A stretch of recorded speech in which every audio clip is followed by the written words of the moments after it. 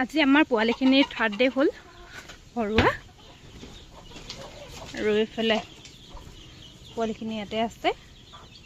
তাতো আজি কাগজখন চেঞ্জ কৰি দিয়া হ'ল আৰু এইফালে পানীটো চেঞ্জ কৰি দিয়া হ'ল। পানী সদায় নতুন নতুন দিয়া হয়, কিন্তু ORS পানীটো দিয়া নাই, নৰ্মেল পানী দিয়া হৈছে। আৰু এইফালে তাহাঁতৰ দানা দি থৈছোঁ। ইয়াতে 50টা আছে, 50টা বেচকৈ ল'ব লাগিব, কিন্তু এইফালে আৰু লাইটটো দিয়া হোৱা নাই দিনতে। ৰাতি হ'লে দিয়া হয়, দিনত লাইটটো নিদিওঁ। বতৰ ঠাণ্ডা হ'লে দিয়া হয়, আৰু গৰম হ'লে যিহেতু এনেও গৰমেই, লাইটটো দি থৈ দিলে বেছি গৰম হৈ যায়, সেইকাৰণে নিদিওঁ।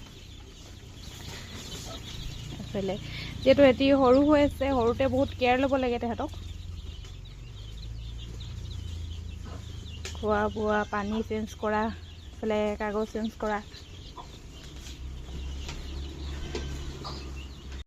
বৰ্তমান ইয়াত ডাঙৰ পোৱালিখিনি ৰখা হৈছে। এইখিনি যিহেতু ঘৰতে ওলাইছিলে, ইয়াতে ভৰুৱাই দিয়া হ'ল।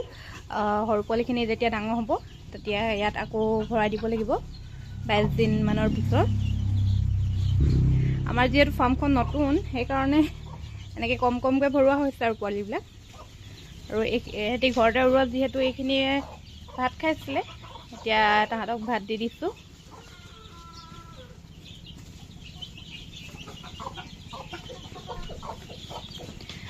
আমাৰ যিহেতু ফাৰ্মখন নতুন, সেইবাবে এইফালে ভৰোৱা হোৱা নাই, আৰু ডাঙৰ হ'লে এইফালে আনিব লাগিব।